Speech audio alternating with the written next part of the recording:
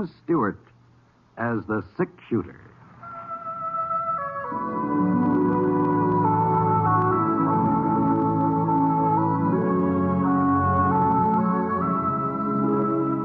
The man in a saddle is angular and long-legged. His skin is sun-dyed brown.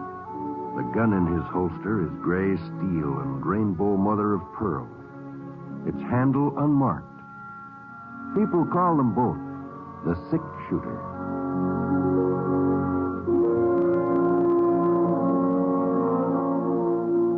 The NBC Radio Network presents James Stewart as the six-shooter, a transcribed series of radio dramas based on the life of Britt Ponset, the Texas plainsman who wandered through the Western Territories, leaving behind a trail of still remembered legends.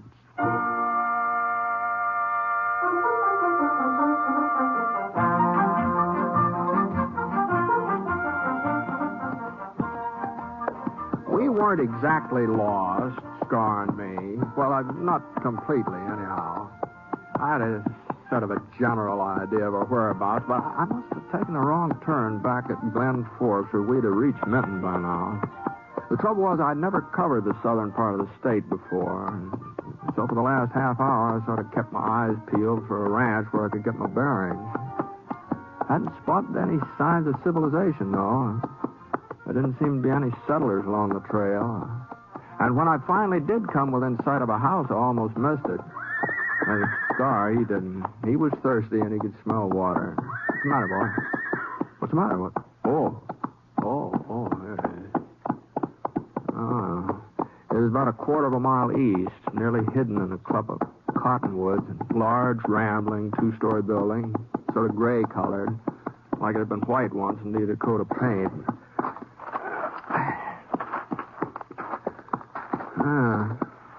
I began to wonder whether anybody still lived here. Easy, boy. Easy now. The steps leading up to the porch were cracked and broken, and a hole in the side window was stuffed with newspaper to keep the wind out. Hello? Anybody home? Who is it? What do you want? Well, just some directions, ma'am. I'm looking for a trail to Minton. Oh, just a minute. Trail to Minton, you said? Yes, ma'am. You should have turned east at Glen Forks. Oh, Trail I see. past here's the old one. It's 4 miles longer and nobody uses it anymore. I see. Well, as long as it goes to Minton anyway. 4 miles longer and nobody uses it nowadays. Yes, ma'am. Still, it'd be shorter than going all the way back to Glen Forks, wouldn't it? I guess so. Yes. Well, thanks, ma'am. Oh, ma'am. Yes? You don't have to have some extra water, do you, from a horse? There's a pump out and back. I'll show you. Oh, no need for you to trouble yourself. I'll find it. Come on, Scar. It's no trouble, Mr. Ponset, ma'am. Britt Ponset. Ponset? I think I've heard my husband speak of you. Oh. You can use that bucket. Oh, here it is. Thanks. We've had a dry summer. Very dry. It may take a while for it to start drawing. Sure. Britt Ponset. Yes, I'm certain the general mentioned your name. The general? I'm Hannah Gillford. General Gillford's wife. Oh, well, I'm very pleased to meet you, Mrs. Gillford. Then you do know William. I knew him, yes, ma'am. I knew him when he was in command of Fort Clark. That was a couple of years before Fort Clark. I wasn't with him there. William thought it would be too dangerous. Indians. The general will be very pleased when I tell him to stop by. He's taking a nap now, and I'd hate to wake him. But if you're going to be in Minton, well, perhaps some other day. But I don't quite understand, ma'am. I thought that I mean. You don't believe me, do you? You're like all the others. You think he's dead. You think the Cheyennes killed him. No, Mrs. Gilford. I tell you, he's alive. General William Gilford's still alive. Well, Hannah Hannah Gillford wasn't the first woman to get rocked off balance by the shock of her husband's death. I was kind of surprised that she wasn't over it by now. It had been 5 years since the massacre at Red Hills. 5 years since William Gillford and his cavalry regiment had been wiped out the last man. Easy, boy. Easy. Oh, you had enough? All right, come on. Anyway, I led Scar away from the pump, and I started to climb into the saddle. Just then, the front door opened again. Huh. She looked different now, somehow. Clear-eyed, calm, sensible. Mr. Ponset?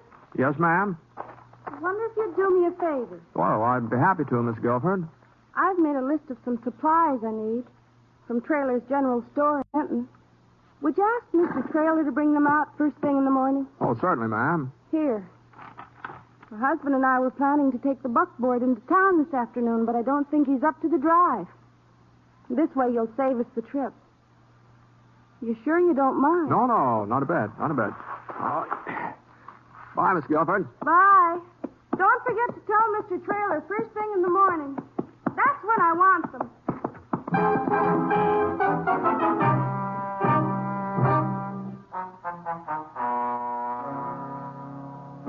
She's not getting this stuff first thing in the morning or any other time. No? I can't go on supporting Hannah Gillford for the rest of her life, Mr. Ponset. You can see that. Sure. I know the general was a hero, give his life fighting for the rest of us, but there's a limit. Feeding her ain't enough. I have to send food for him, too. Yeah, well, I'm afraid I don't understand, Mr. Traylor. Well, look at this here list of hers. Here, right here. 2 steaks for the general. You know how thick to cut 'em. Oh, I see.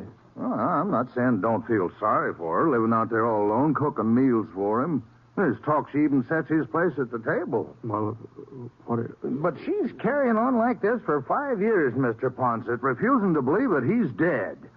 Pretending that we're the ones who are crazy because we tell her the truth about him. Mm-hmm. Now, we all thought, the folks here in town, that is, we thought she'd come to her senses long before this, but she don't. She seems to get worse all the time. No, that's too bad, isn't it? Yeah. And it's not good for the town either. Well, how's that? Well, you know how kids are. Oh? Get ideas. Well, some of them have been sneaking out to the Gillford ranch, and they claim they've seen the general's ghost. Oh. Yeah. Next thing, it won't be just the kids who are talking that kind of foolishness. Mr. Ponset, I've heard her carry on a conversation with the general. Is that so? Yeah, sometimes when I come up to the house with a load of food, she's chattering away like he was right there in the same room with her. Gives a man a peculiar feeling. That's all there is to it. Yeah, sure would. You don't think it's wrong of me not to give her the grub? No, it sounds like you've done about all you can for her, Mr. Traylor. Besides, it ain't just the food. It's a 6-mile ride out there. And I have to close up my store while I'm gone and lose all that trade. Why, what's the use? I keep saying I won't do it again. Keep telling myself I'll put my foot down for good and all, but I never do. I get to thinking about the general and how much we all owe him. Then I get to thinking about Hannah, too. How pretty she was when they got married. She was young and pretty. She was a lot younger than him, you know. Only about 20 at the time of the wedding. Let's see, that was 17... No, it was 18 years ago. 18? Well, you mean she... What did that make it? You mean she's only 38 now? Yeah, somewhere's in there. Not much older, anyway. You wouldn't think it to look at her, would you, Mr. Ponset? You wouldn't think she was once the prettiest girl in Minton, now would you? Oh, I guess she's been through a lot. Yeah, I guess she has. Well, I suppose I might as well start getting her order together. If I have it all ready to take out there in the morning, I won't miss much business. In fact, the matter is, I won't miss any business. Seems how I got the only general store here in Minton. Say, if it'd be of any help to you, Mr. Traylor, I could drive out to the Gillford Ranch tonight and deliver the supplies. No, I wouldn't want to put you out. No, I haven't got anything else to do. The cattle I'm waiting for haven't showed up yet. Probably won't be here before morning.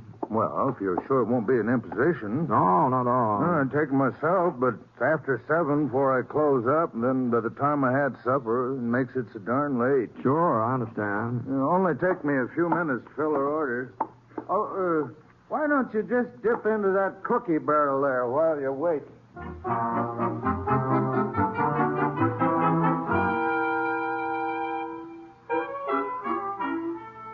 I left Scar at the livery stable and trailer loaded the grub for Mrs. Gillford into the buckboard, and I started off for the ranch.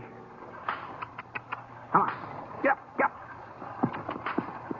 Come on. Get up.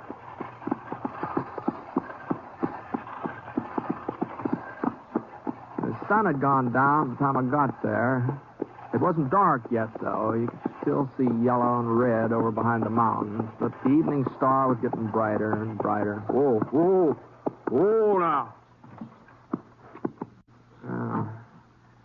I thought sure she must have heard me when I drove into the yard, but the front door hadn't opened yet, so I climbed off the seat, walked up those broken steps onto the porch, and the next thing You can't live on charity forever, will you?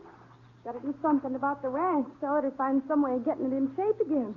You got to have money. I figured it was one of those conversations Trailer had told me about, that Hannah was talking to herself, pretending her husband was with her. And I felt kind of peculiar, too, the way Trailer said he felt. And I raised my hand to knock, and then all of a sudden I heard something else. Something that told me I'd figured wrong. Well, it's been 5 years. Don't you think I know how long it's been? 5 years, you call it. To me, it's been 50. Well, there wasn't much doubt about who that voice belonged to, even though I hadn't heard it since Fort Clark. Hannah Gillford wasn't pretending. And she wasn't talking to herself either. She was talking to her husband.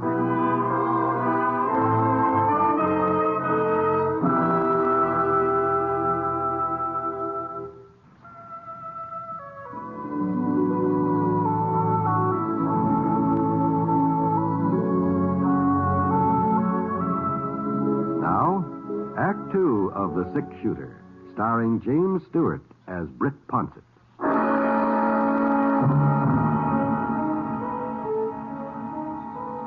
Well, for a minute or so, I just stood there in the Gillford porch listening. Like everybody else, I thought General Gillford was dead, that he'd been killed by the Cheyennes when his regiment was wiped out. Why, there was even a monument to him in the cemetery in Minton. I'd seen it that afternoon. There's a road past there. You know as well as I do, Hannah, we can't sell the ranch and we can't move away. If we were foolish enough to try that, well, whatever the explanation was, it didn't need to concern me, and I turned and started for the buckboard. Right then, one of those cracked porch steps decided to give way. Well, I managed to keep my balance, but I'd made enough racket to drown out half a dozen conversations. Mr. Ponset. Evening, ma'am. What do you want? Why did you come back? Well, I brought the things you ordered from town. I thought I'd save Mr. Trailer a trip. Oh. I told the General you were here this afternoon. I was just talking about you, as a matter of fact. Yes, ma'am, I know. You know. I heard you, and the General. Oh. Here, I'll help you get this stuff unloaded. Never mind. What? Don't bother with it now, Mr. Ponset. Just come into the house, please. Now, look, Mrs. Gillford, I didn't mean to be eavesdropping. Doesn't matter. Somebody was bound to discover the truth. I thought it would happen before this. I almost hoped it would. This way, Mr. Ponset. Yes, ma'am. I followed Hannah Gillford through the front door. The General was sitting on the horsehair sofa. He hadn't aged at all since I last saw him. Funny, the years had speeded up on his wife, but they'd stopped dead still for him.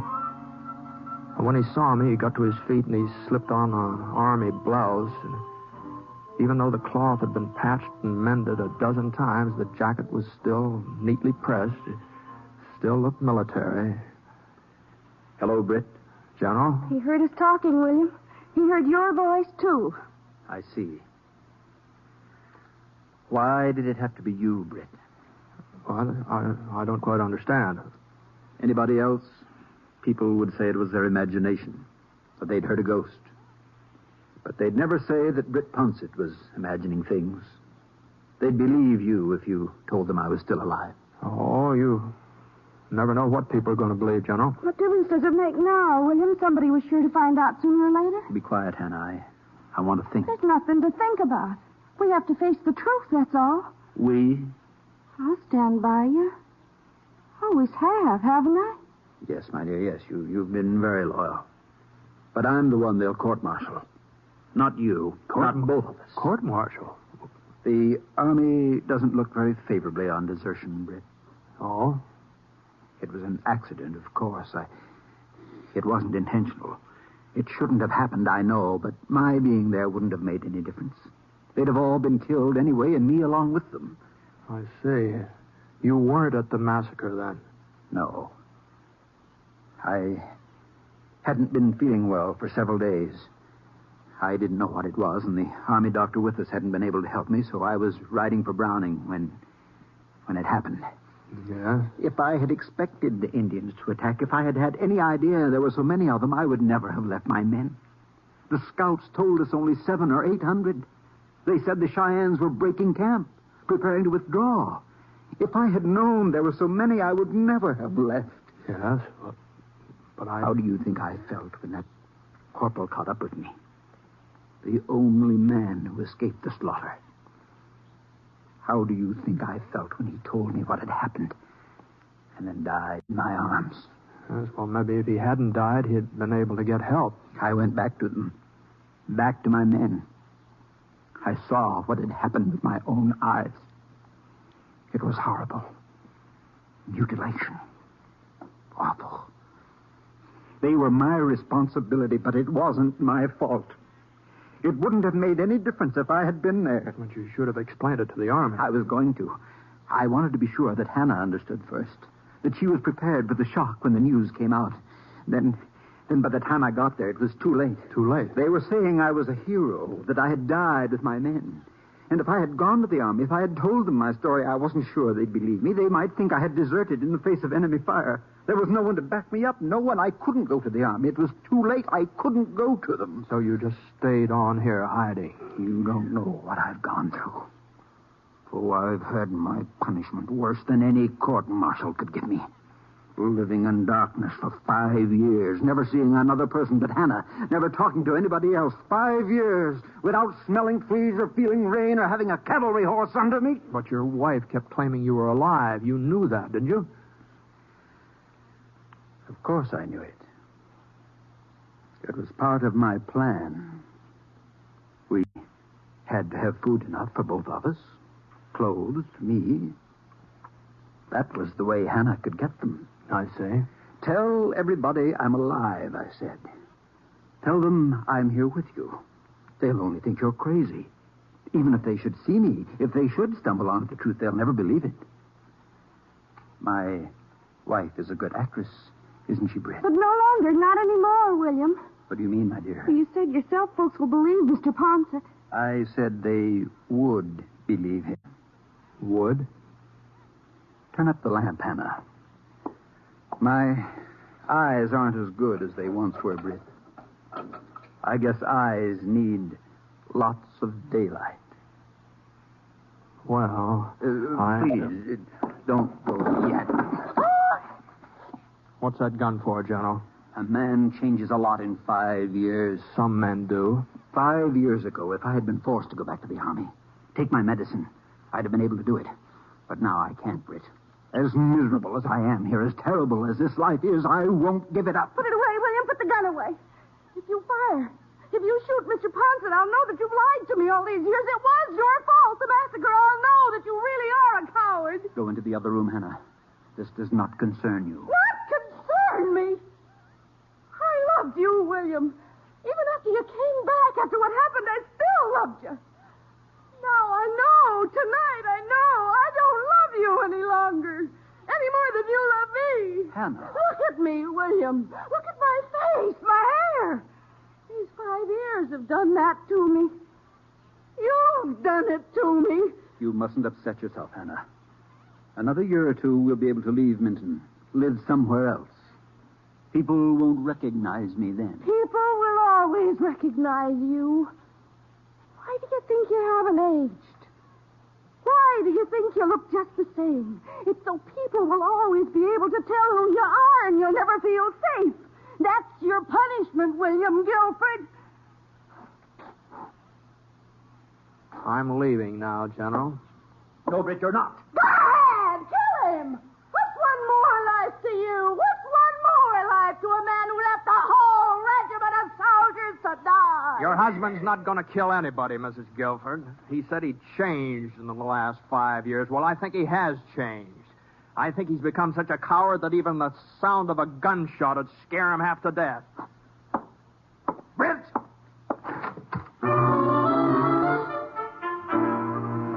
I wasn't being particularly brave walking out in the General like that. You can pretty much tell what a man's going to do when he's holding a gun. The way his eyes look at you. And Gilford's eyes weren't staring at me like he meant business. I started to close the front door, and I just glanced back over my shoulder as I did it. Gilford was walking up the stairs. He was almost at the top, and then all of a sudden he kind of stumbled. Gilford! William, a doctor. Mr. Ponset, get a doctor quick. I'm afraid it's too late for that. No! No, it can't be. Better let me put him on the soap here. William.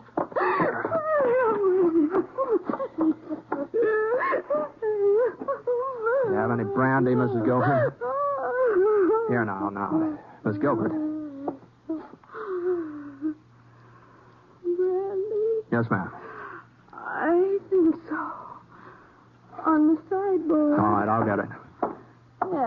Yes, give William some brandy and then he'll be all right. He will be all right, won't he, Mr. Ponset? Here, drink this. Me? But I'm not sick. It's William who's sick. It's William who needs the brandy. The General's dead, Mrs. Gilford. No, you're wrong. That's just what people think. That's what we want them to think. But he isn't dead. He's here with me. He lives here in this house. You've got to get a hold of yourself, Mrs. Gilford. Why do people keep saying the General is Now, dead? come on, get a hold of yourself here. Stop shaking me. Stop it. But I didn't stop. I went right on shaking you harder and harder and harder until I thought you was going to faint. And then, for a second, she went limp and let out a pitiful little moan. And then she straightened up and her expression changed. It was sort of like a window curtain being pulled back from in front of her eyes. I'm all right now, Mr. Ponset. Well, I'm sorry if I hurt you any. You had to do it. If you hadn't, I don't know what would happen. Well, you'd better ride back into town with me and spend the night in there, and we can send somebody back here to take care of the General. I can't, Mr. Ponset. I just can't let folks find out about it. Yeah, well, I'm afraid it's got to come out now. Everything? That he left his men to die at the massacre? That he was ashamed to admit it? That he's been hiding here ever since? Isn't there some way we can leave him as he was? Any way at all? Well, I don't know. Just under the circumstances, it'd be Not for pretty myself. hard to... I don't care what happens to me. What they say about me, but the General had been a good soldier once. A fine soldier. What good will it do to destroy that? Well, I know, but it's just...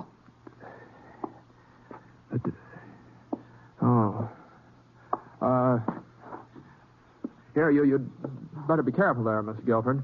What? Well, that table with the lamp on it, you almost knocked it over there.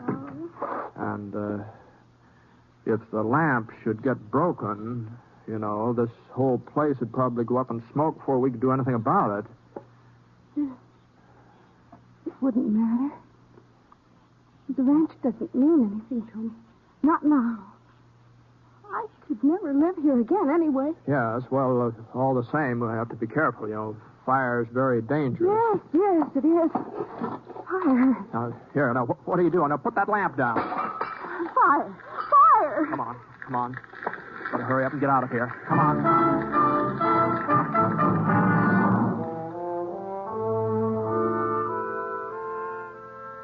Of course, they found the general's body in the ruins, but they didn't know who it was.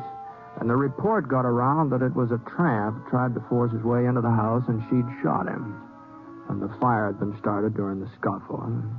Everybody seemed satisfied by that, and as long as nobody asked me, I didn't feel obliged to volunteer any additional information.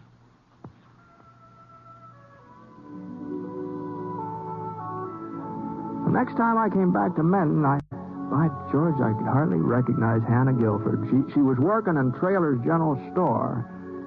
And, she looked a good 8-10 years younger than she had before. There was even talk about her and Mr. Traylor getting married. Seems that after the fire, she sort of got a hold of herself, faced up to the fact that the general was dead. At least that's how Traylor explained it to me. He said that the tramp breaking in on her has done some good. He showed me the fellow's grave.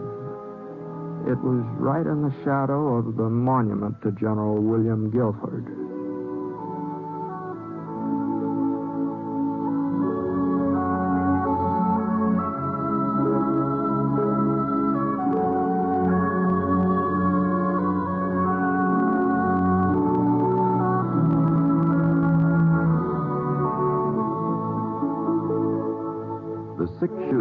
Transcribed NBC Radio Network production in association with Review Productions.